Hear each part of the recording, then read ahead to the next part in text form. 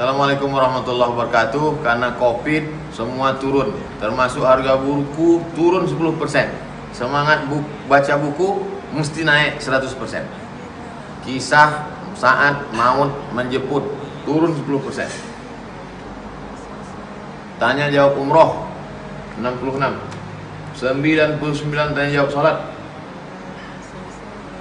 Nah, 37 masalah populer. Ini yang soft cover, yang sampul tipis. Mudah-mudahan bermanfaat. Assalamualaikum warahmatullahi wabarakatuh.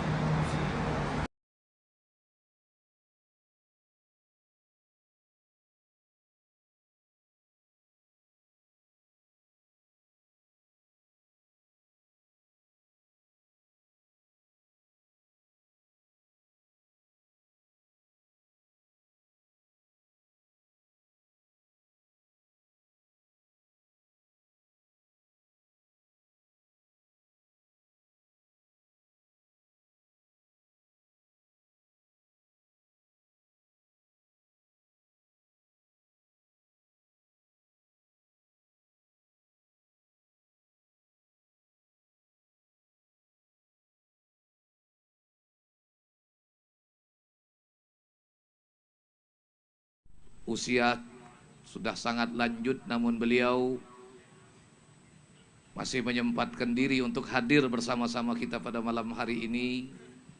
Juga ada sesepuh kita, sesepuh Maulid Arba'in, Al-Habib Ali bin Abdullah Al bin Hamid, serta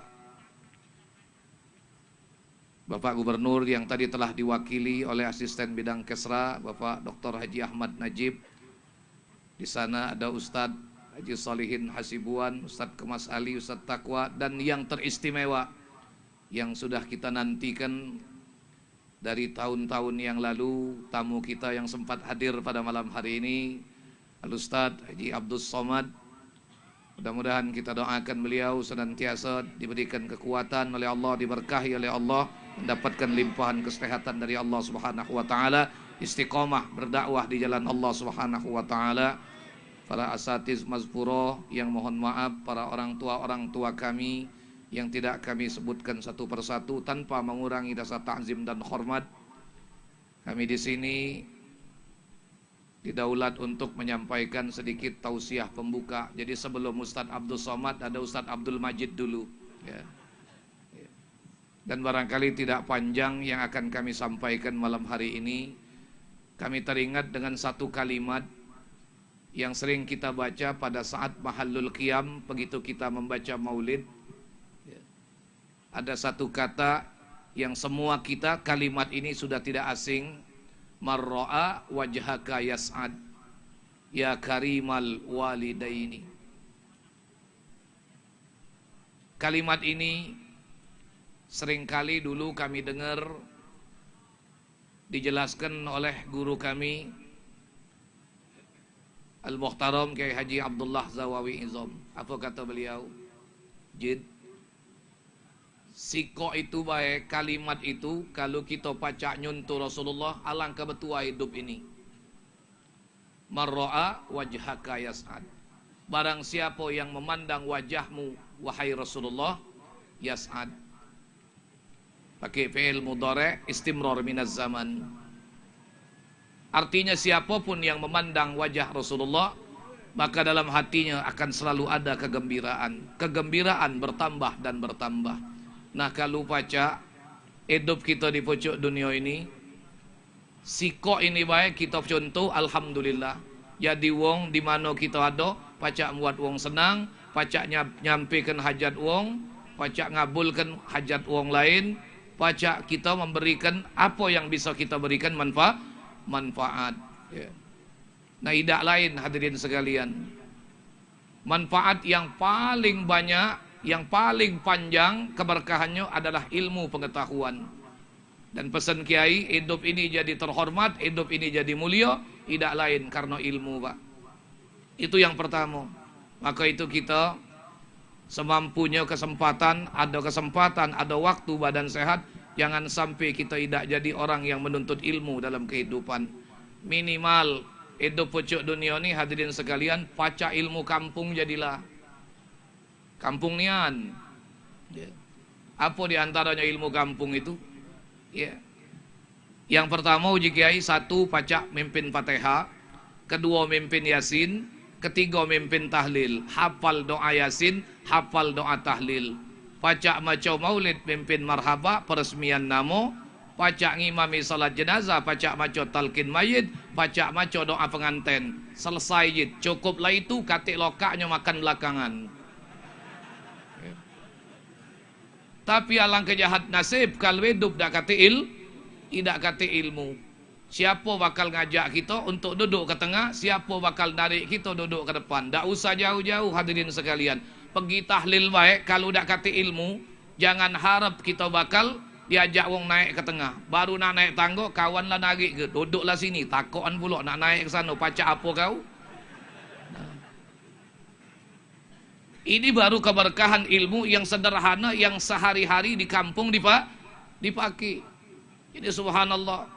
Tapi kalau dah kata ilmu hidup di pucuk dunia, Masya Allah Pak, ngandel ke nasib itulah, kalu-kalu bernasib baik. Kira-kira nak ngajak makan duluan siapa?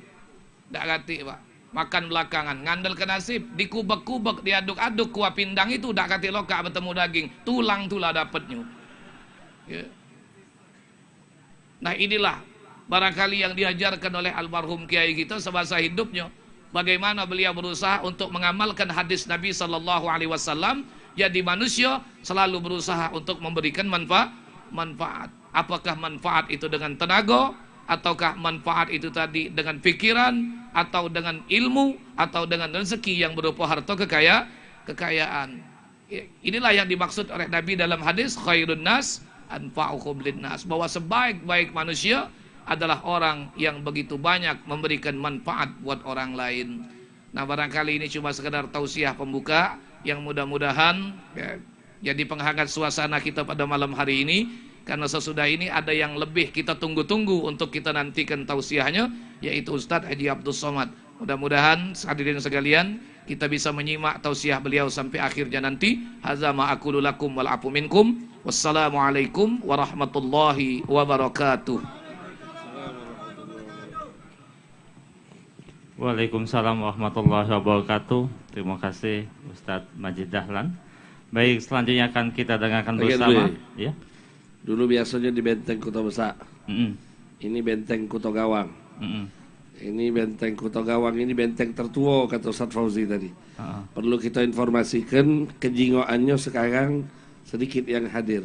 Kami informasikan kepada Ustadz Abdul Somad dan semua hadirin, Jalan Sultan Agung ini panjangnya 3,1 km. Tahu dari mana? Dari Google. 3,1 km, tadi saya jalan dari depan sana sudah penuh. Mungkin sudah lebih dari separuh. Di dalam masjid juga sudah penuh. Jadi yang hadir ini membeludak. Cuma memang yang terlihat saat ini cuma yang di dalam tenda, tapi tendanya terus meluncur sampai ke depan. Mudah-mudahan semua bisa mendengarkan suara acara ini. Amin. Dan mudah-mudahan insya Allah bisa mengikuti sampai selesai. Amin. Itu yang di darat, belum di laut ini. Nah, udah keluaran di laut ini. Kamu jangan keladasan pinggir laut itu. Tercebur paling ada innalillah, dah kata nak nolong. Lah nasib kau mang je. Nah. Buyut nunggu di bawah itu.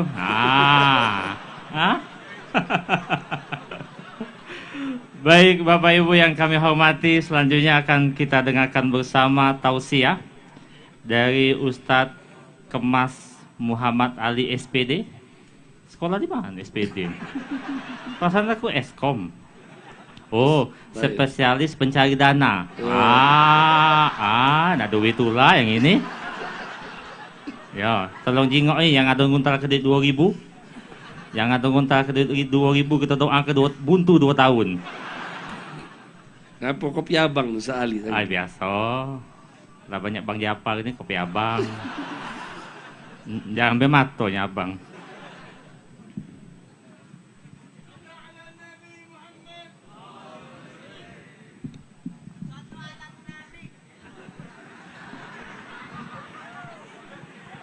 Udahlah kamu, tak usah percaya dengan Yai Najib. Dia tu pacak ngomong baik, merayu betino tak pacak. Ngomong pinter sampai sekarang masih buntu tulah. Bini belum ada, ya dah. Masih mending kita walaupun pendek, bini belaga. Assalamualaikum warahmatullahi wabarakatuh. Allahumma salli wa sallim wa barik ala sayyidina Muhammad wa ala alihi walhamdulillahi rabbil alamin. Rabbi a'udzu bika min hamadzati syayatin wa a'udzu bika rabbi yahduruna ma ba'du. Rabbi israh li sadri wa yassir li amri wa hlul 'uqdatam min lisani yafqahu qawli. Rabbi zidna ilman, Rabbi zidna ilman, Rabbi zidna ilman. Sadaqallahul azim. Al-Mukarram al-Muhtaramun, yang sama-sama kita hormati guru kita Abuya Habib Umar Abdul Aziz bin Abdul Rahman bin Syihab, yang hadir di tengah-tengah kita beserta seluruh para habaib yang tidak bisa kami sebutkan nama satu persatu karena begitu banyak para guru-guru mulia yang hadir di tengah-tengah kita semua. Guru kita Profesor Dr. Haji Abdul Somad LC MA PhD yang hadir di tengah-tengah kita, luar biasa beliau. Pagi tadi dari Lempuing nyampe di Palembang, istirahat sebentar. Malam hari ini sudah ada lagi di Sultan Agung, dan insya Allah besok akan kembali terbang ke Jakarta. Kita doakan mudah-mudahan guru kita Ustaz Abdul Somad disehatkan oleh Allah Subhanahu wa taala, umurnya dipanjangkan oleh Allah, dan mudah-mudahan rezekinya diluaskan oleh Allah Subhanahu wa taala. Para guru-guru mulia Asatidzah Maspurah yang hadir di tengah-tengah kita semua, para ustadz-ustadz yang tidak bisa kami sebutkan namanya satu persatu, para jamaah baik yang di darat maupun yang di laut. Yang di laut ini Kiai Abdul Somad ado antu banyu melok nonton. Jadi mereka ikut menyaksikan siaran tabligh akbar pada malam hari ini. Masya Allah. Kakanda Fauji Sahibul Bait, anak dari guru kita Kiai Haji Jawawi Abdullah Izam. Sebelum wafat saya sempat bertemu sama Kiai Zawawi di Masjid Marogan waktu itu. Ya alhamdulillah, situ kesempatan terakhir saya sebelum beliau wafat. Waktu itu beliau mengisi kajian dan berziarah, dan saya sempat bersalaman kepada beliau pada saat itu. Alhamdulillah. Bapak-bapak, para jamaah semua insyaallah dimuliakan oleh Allah. Tadi 69 bayi yang sudah digosok kepalanya. Baru sekali inilah ngosok kepala bayi banyak nih. Mengas juga rupanya. Itu termasuk salah satu efek corona. Efek corona tidak boleh keluar rumah. Walhasil bapaknya positif negatif, emaknya positif. Jadi 69 bayi pada malam hari ini ikut dimarhaba ke. Alhamdulillah. Kawan-kawan semua, para jamaah yang insyaallah dimuliakan oleh Allah, laqad kana lakum fi Rasulillah uswatun hasanah. Sudah ada di dalam diri Rasulullah uswah, suri tauladan, contoh yang baik. Jadi Rasul ngajarnya pakai uswah, pakai contoh, bukan pakai ucapan, bukan pakai mulut. Itu bedanya. Makanya sahabat-sahabat, orang-orang terdekat beliau dengan rela dan suka hati mengikuti apa yang dilakukan oleh Rasulullah. Karena Rasul nunjuk contohnya pakai uswah, pakai contoh, pakai perbuatan. Beda dengan kita, kalau kita ngomongnya anak, oi kau ni pakai baju, mak bapaknya dah tak pakai baju. Iya kan? Tapi kalau Rasul ngasih omongannya tuh setelah dilakukan terlebih dahulu. Dan mudah-mudahan ini bisa kita contoh sebagai umatnya. Termasuk tadi yang sudah dimarhabake, jangan lupa kata Yai Najib tadi, potong kambing. Karena Rasul ngajarkan macam itu. Ana Aisyah radhiyallahu anha qalat, qala anna Rasul sallallahu alaihi wasallam amarahum ayu aqwanil gulami satani mukafiatani wa anil jariyati syatun. Kata Aisyah ngomong, Rasul ngasih pesan kalau punya anak lanang potong 2 kambing. Kalau punya anak betina syatun, cukup potong sikok kambing. Kalau banci Ustaz, tak melok-melok. Ya kawan Yai Najib ni ada banci, bicik waya-waya. Tak tahu dipotong kambing apa tidak Yai itu. Labi. Dipotong labi-labi. Labi-labi, bukan ini.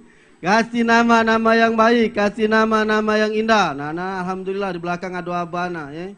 Bapak Kemas Haji Mas'ud Khan bin Kemas Haji Nangmu bin Kemas Haji Muhammad Ali. Jadi anak ini diambil dari nama buyut Kemas Haji Muhammad Ali. Ya ini ada terminal peti kemas punya kami kalau itu. Cuman tidak sombong, biasa baik kami ini, San. Iya, yang dari Medan tak katik saham di sini.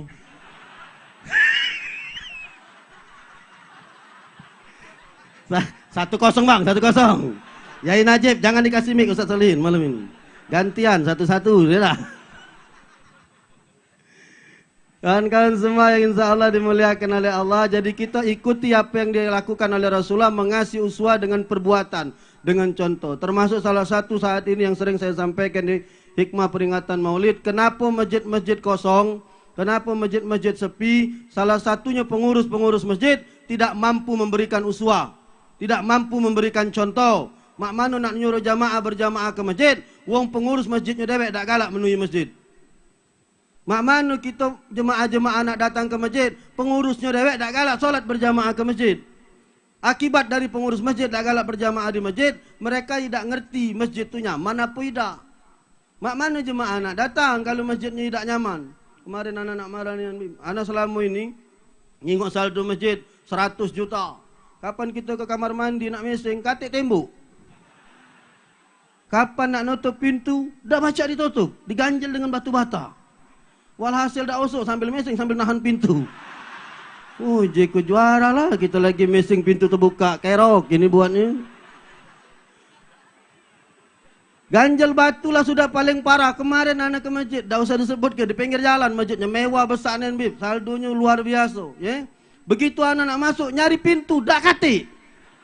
Wallah dak bohong anak. Kucing mana pintu? Rupanya tersender di dendeng pintunya.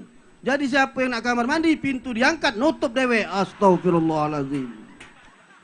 Ini akibat pengurus masjid tidak menunjukkan uswah yang baik, tidak galak berjamaah di masjid. Mak mana jamaah nak masuk? Kalau jamaah pengurus masjid, mereka berjamaah ke masjid, mereka tahu apa yang kurang di dalam masjidnya, mereka membuat nyaman, maka